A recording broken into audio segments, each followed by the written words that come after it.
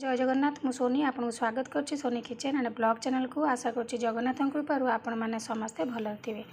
तो चलते स्टार्ट करवा आज गोटे रेसिपी आपन को देखी बैगण भजा प्लेन भजा ये आम कि भी पकईबानी। तो देखो ये बैगण नहीं बैगण को आप एमती गड़ी कर काटिपारे ना एमती लंबा रखिपारे।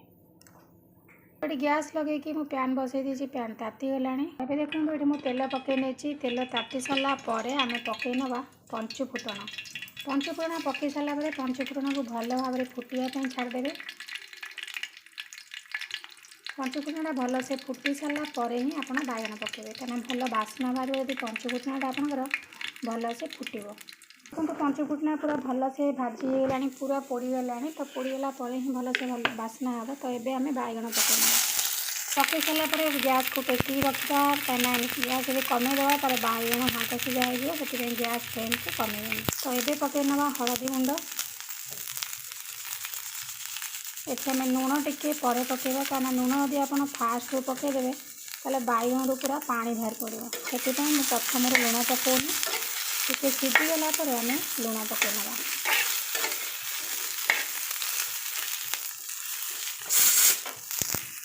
फोरन देगी घोड़ेदेवा 5 मिनट पर्यंत सीझा लगी। एबे देखु बैगण भाजी है। तो ये आम पकई ना लुण प्रथम आम लुण यदि पकईवा बैगण पूरा पेचपेचा हो गोटा गोटा रही से बैगण प्ले आसो से आप लुण पकई ना।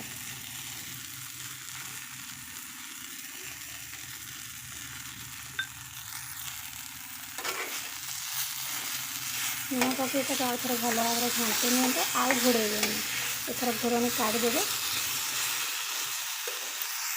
तो ये देखो बैगण बढ़िया से पूरा पोड़पोड़िया होगला। तो ये आम कौन करना ओल्ला बेलू टिके लंका गुंड पकई ना